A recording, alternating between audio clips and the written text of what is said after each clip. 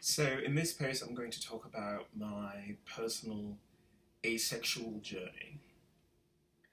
When I grew up, obviously, I had some sexual desires. You know, it was difficult.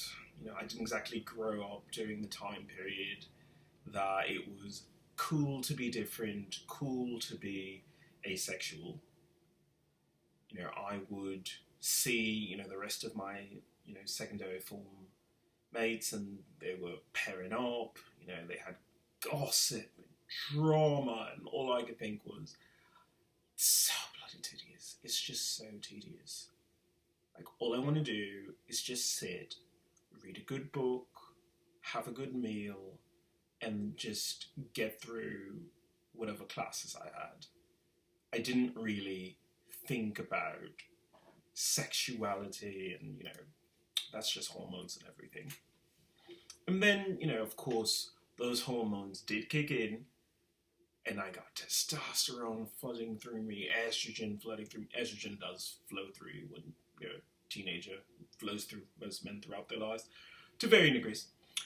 Now, in my case, it made me want to engage with people.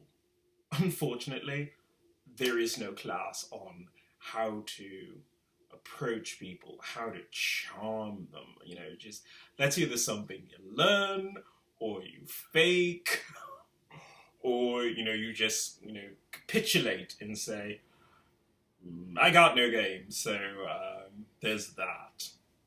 And when I was younger, I was lame. I was pretty lame, and I was okay with being lame, but then it also kind of stung too. But that in itself, hormones. When you're a teenager and you're dealing with, societal pressures of, well, everybody's doing something. Why aren't I doing something? It's really easy to fall into that trap and say, there is something wrong with me. Well, there wasn't anything wrong with me. I was just very different. But that's okay too, because by being different, I learned my strengths, I learned my weaknesses, I learned my flaws, which actually aren't really flaws, they're just gifts I have yet to discover how to use properly. And so progressing through my life, I had relationships, some worked out, some didn't. But there was always this nagging suspicion that I can't expect other people to make me happy if I'm not willing to make myself happy.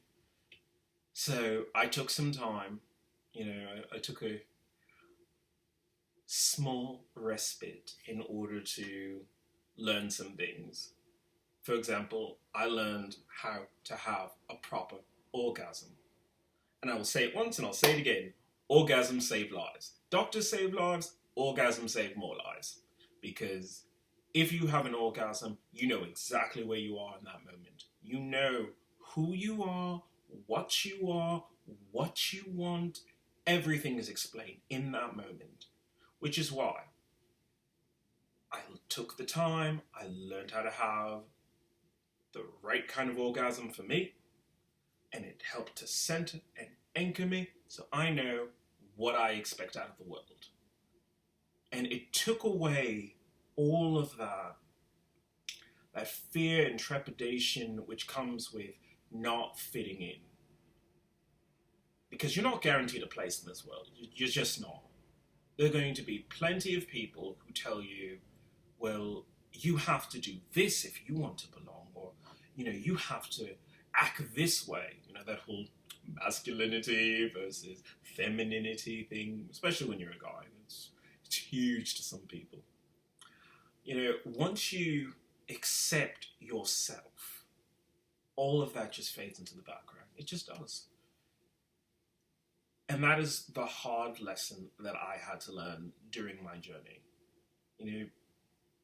I remember one time I was in a relationship, and here we are. We've had sex. It was wonderful. It was this wonderful experience shared between two people. And And I made that very fatal error of saying, you know what if we wanted something more than that? What if I wanted something more than that for the two of us? And I will never forget, that person looked back at me and just laughed in my face. Just,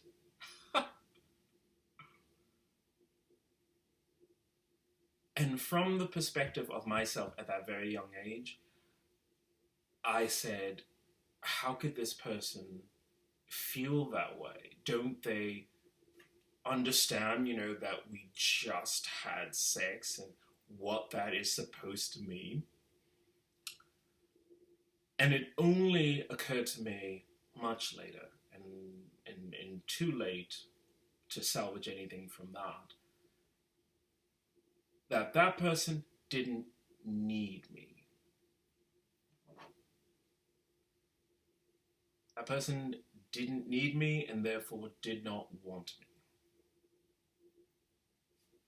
It's a very, very hard thing to hear when you're young, that someone doesn't need you or want you, especially when you want them so badly, that your body needs them somehow.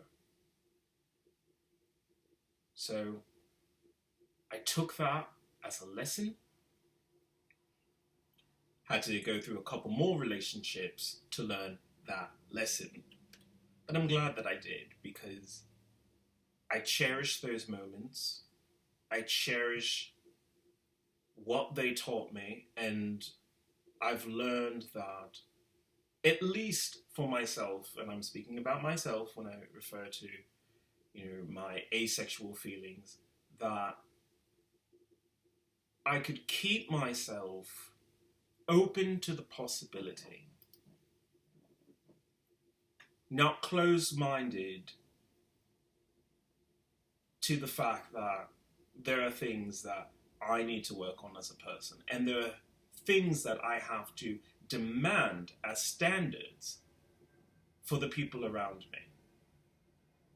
That's very important as well. To know your own worth. Because when you're asexual, you're what you got. You can't really depend on another person in some ways to fulfill all of what you may require or want, at least in some of the cases that I've come across. If you, of course, have a different experience, send it in the comments below.